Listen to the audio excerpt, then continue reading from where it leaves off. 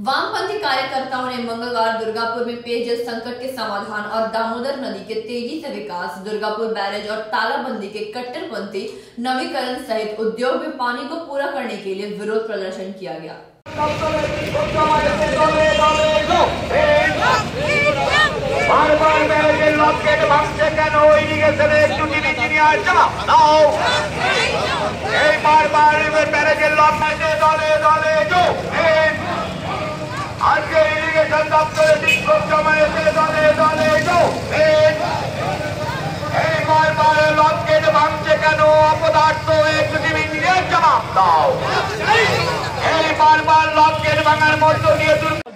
আমাদের এই মঞ্চ ঘিরে যে এলাকাটা আছে সেই এলাকায় সবাই অত্যুকৃত জায়গাগুলোকে তারা হচ্ছে সেই সময় হচ্ছে প্রজেক্টগুলো এগোয়নি। অনেক উদাহরণ দেওয়া যেতে পারে, রিং রোডের উদাহরণ দেওয়া যেতে পারে, একটা ইনডোর স্টেডিয়ামের উদাহরণ দেওয়া যেতে পারে, এমনকি জ্যোতি বসুর সাথে ডাক্তার বিধানচন্দ্র রায় মূর্তি বসবে সেই দিয়ে মূর্তি তৈরি করে রেখে দিল।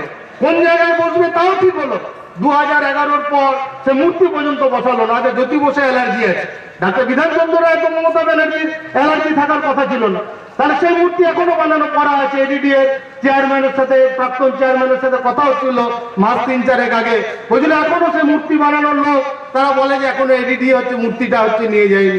তাহলে একটা সরকারের পরিবর্তন হতে পারে, কিন্তু একটা সরকার পরিবর্তন হওয়ার সাথে সাথে আগের সরকারের পরিকল্পনা তা কখনো নাকচ হয়ে যেতে পারে না। আর নাকচ করলে যা হয়, আজকে দুর্গাপুরের ব্যারেজকে কেন্দ্র করে, দামোদর নদকে কেন্দ্র করে গোটা দুর্গাপুরের মানুষ আজকে সেই জায়গাতেই ভুগছে। আমাদের ডেপুটেশন টিম গেছে, তারা খবর নেবে, তারা জানতে চাইবে কেন 7 কোটি টাকার হচ্ছে বরাদ্দ করা হলো না, কেন 7 কোটি টাকার বরাদ্দ করা হলো না। 2019 সালে বাঁকুড়াতে এসে মাননীয় মুখ্যমন্ত্রী বললেন 130 কোটি টাকার হচ্ছে প্রকল্প হচ্ছে আমরা ঘোষণা করে দিলাম দামোদর নদ এবং দুর্গাপুর ব্যারেজের সংস্কার নিয়ে লোকসভা নির্বাচনের আগে। আমি বলি ইরিগেশন দপ্তরের মানুষজনরা আছেন, তৃণমূলের নেতা মন্ত্রী সব আছেন, তো 130 কোটি টাকা কোন জায়গায় আছে, কি তার ডিপিআর?